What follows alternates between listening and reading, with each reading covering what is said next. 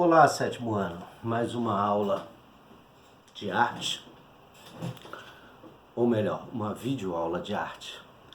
No capítulo 4, página 41, o texto fala reproduzindo imagem por meio de gravuras. Mas eu queria falar um pouco sobre isso, porque não adianta eu mostrar para vocês como nós podemos fazer desenhos de gravuras, ou até mesmo uma parte como se fosse um silk, se eu não falasse como é que se originou isso. Porque a arte fala de história. E eu tenho que contar a história para que nós possamos nos colocarmos dentro do conteúdo do livro. Aí eu botei assim, uma breve história da gravura até o século XIX. Vamos lá. A gravação de imagem em suporte, como a pedra ou a madeira, para depois serem utilizados como matrizes de impressão sobre o papel ou tecido. Ou seja, suponhamos que isso daqui seja um pedaço de pedra ou um pedaço de pau. Se escrevia em alto relevo aqui, né? Depois se esculpia para ficar como se fosse um carimbo, e com uma planta chamada xilo, né, se colocava e depois se passava para cá, né? Passava. Ou seja, se originou as primeiras gravuras, né, ou xilogravuras, como eles falam, para depois serem utilizados como matrizes de impressão sobre o papel ou tecido. Já era empregado pelos egípcios, tá? E conhecida pelos chineses desde o século II. Sua redescoberta se deu na Europa em meados do século XV, quando o uso da xilogravura cumpriu o papel de grande veículo propagador de imagem e de texto. Ou seja, devido a essa descoberta, algumas pessoas conseguiram imprimir como se fossem jornais, como se fossem revistas, não como vocês conhecem hoje. Era uma coisa mais precária, mas se imprimia, se fazia, se escrevia e se deixava ali o seu relato por causa da xilogravura. O papel da xilo, nesse período, como difusora da imagem impressa e reprodução seriada porque foram feitas várias em séries, proporcionou aos artistas e pensadores da época uma importante ferramenta no desenvolvimento das ciências, das ideias, das letras que começavam a circular naquele momento, que foi um dos mais ricos períodos da humanidade.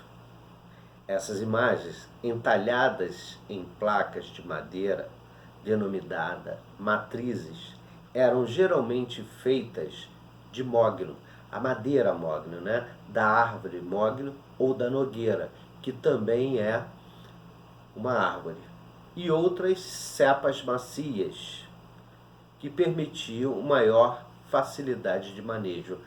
O que eles falam de cepas macias é de outras madeiras, tá?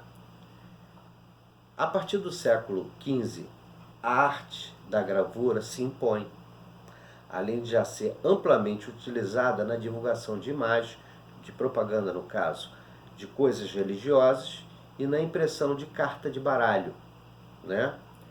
Vai substituir o manuscrito, que antes você tinha que escrever várias vezes, se você queria escrever alguma coisa, uma propaganda ou um texto para várias pessoas, você tinha que escrever do próprio punho várias vezes, 100 vezes, 200 vezes, 400 vezes, no quais a pessoa ficava com o braço doído, né? E os dedos também, de tanto escrever. porque naquela época não existia caneta esferográfica, né? Ainda era o pincel e a tintazinha de nanquim ali para se escrever. Então isso fez com que, nessa descoberta, fez com que as pessoas com carimbo pudessem fazer várias propagandas, né? Vai substituir o manuscrito e a iluminura, privilégio da nobreza e do clero, ou seja, dos nobres, dos ricos e do clero, que são a religião, né? Os padres, os bispos e o papa. Criando novas possibilidades de divulgação, democratização do conhecimento, ou seja, várias pessoas ao mesmo tempo poderiam ver aquilo que estava acontecendo, né? A gravura por séculos não apresentou limitações de edição, senão aquela imposta pela resistência da própria matriz. Quando ele fala da resistência da própria matriz, é até quando a madeira suportava ser carimbada, né? Digamos assim, para que vocês entendam melhor. Aí eu botei o que significa xilogravura. Xilogravura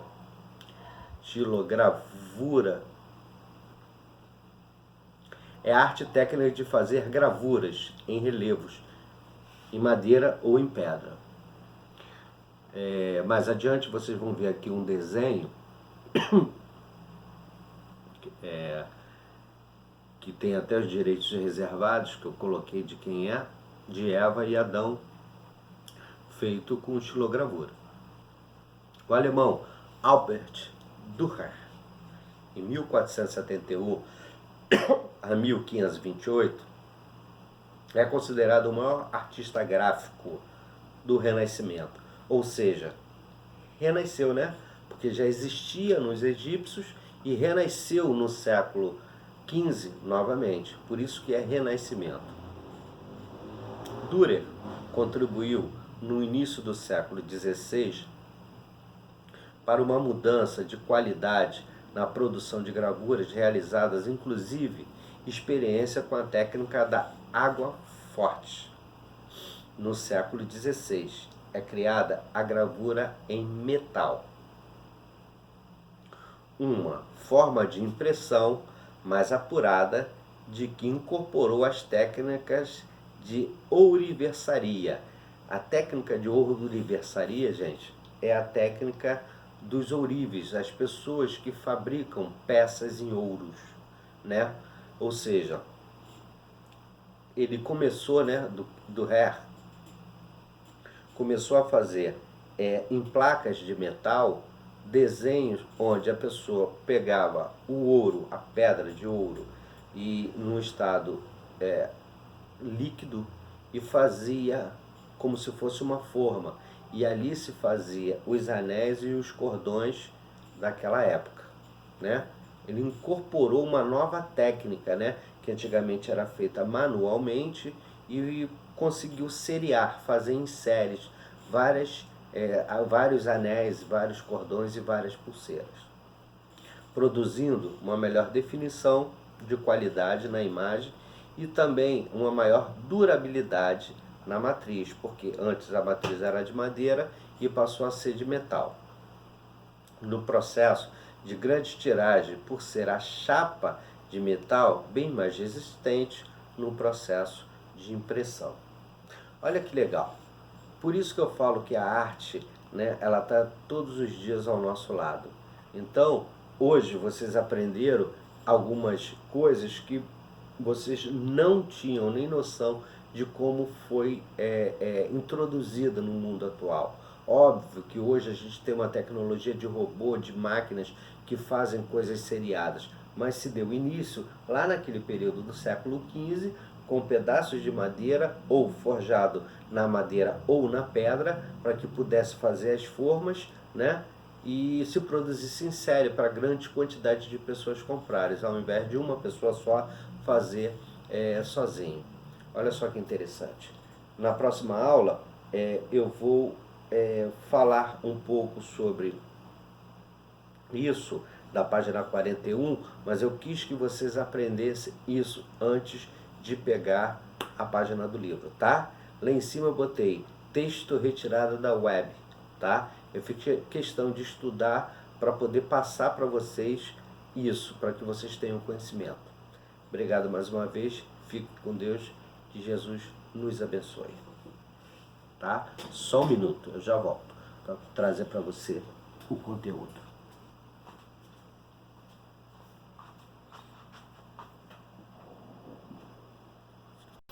Vamos lá, olha só, arte, 7º ano, semana de 9 de julho, uma breve história da gravura no século XIX, as gravações de imagem que eram feitas em pedaços de madeiras ou pedras, tá?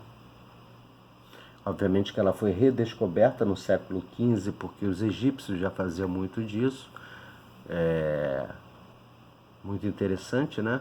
A arte egípcia, quem quiser estudar, é de suma importância.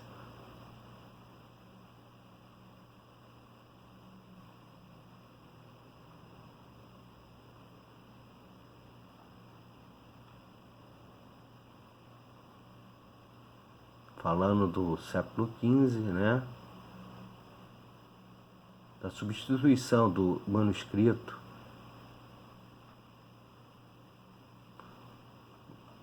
que era só privilégio da nobreza e do clero, e houve a criação, novas possibilidades de divulgação, né? Para as pessoas saberem mais das coisas, a democratização do conhecimento. Antigamente poucas pessoas sabiam muito e muitos não sabiam nada, então houve uma divulgação por causa disso. Ao lado aí eu coloquei o que significa xilogravura, que é a arte e técnica de fazer gravuras em relevo, obviamente na madeira e na pedra. Aqui é um desenho de Eva e Adão, feito com xilogravura. E o alemão Albert Dücken, considerado o maior artista gráfico do Renascimento, ressurgiu, né? Renasceu. Ok, gente?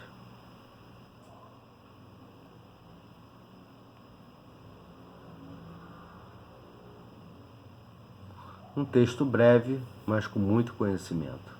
Gente, fique com Deus, que Jesus nos abençoe e cuide-se.